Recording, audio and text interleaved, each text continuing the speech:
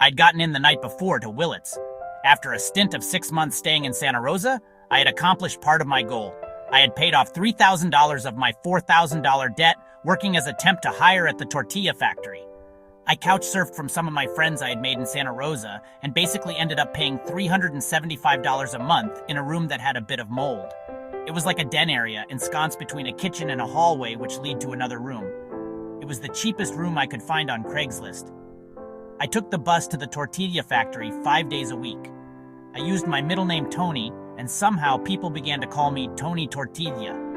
It was kind of funny, and I was just glad to be on my own, inserting a sense of freedom on young adult 19-year-old self. More importantly than being able to pay off part of my debt, I also found myself a new goal to go after. Making a goal for myself was something that my high school history teacher and cross-country coach had taught me to do, to set little goals but also look for a bigger, meaningful goal. Well, I did find the goal.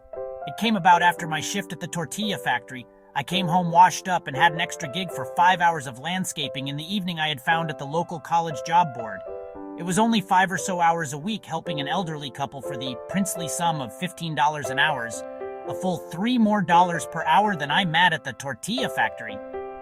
I was tired out after and treated myself to a hot chocolate at the local cafe. I happened to be listening in on a conversation as two friends were rigorously talking. One of the friends with long, scraggly hair and a wild conversation about how he had went to Alaska to work. He said he went with no money and was hired on at a seafood processing company in Seattle, which flew him out to Seattle. Bro, I had $7 cash on me by the time I got to Alaska. 16 months and 60 pounds less. Later, I had a bank account with $35,000. Somehow I entered the conversation. Bro, I ain't gonna lie, I might have got lucky. Because I seen a lot of people get sick, I seen some people go crazy, but for me, it just kind of worked out. I became like a work robot.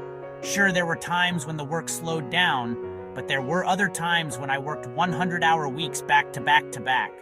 He pulled out $1,000 and said, I ain't ever gonna be broke again, my boy.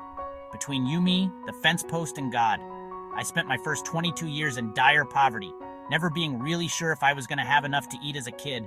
My parents were doing drugs or whatever else they were chasing and forgot about me. But when I went to Alaska, after I cried in my sleep for the first 2 weeks straight, like a little bitch, something in me stiffened. And I remember something my grandpa used. Sometimes you just gotta put up or shut up, ! He say shit like that. A fork in the road comes, take it. Things my grandpa used to try to knock my sense into my parents. Well, that advice might have skipped my parents, but somehow that voice reverberated. When I was in that loud, cold processing plant on a 16ER, I had nothing to do but think. And I swear I could hear my grandpa's voice like he was in the room with me, hollering and shouting, like he was Mickey from Rocky. You got this, boy. You'll never know how tough your great-granddaddy was, but you got it in you too.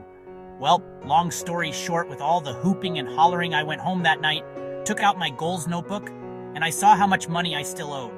Some of it was personal debts to friends and family, an uncle, also some credit card debt. Well, I had read Dave Ramsey Personal Finance, and come hell or high water, I was going to pay these debts off. But I had a new goal. Go work the salmon season in Alaska in the coming summer and see what else might be out there.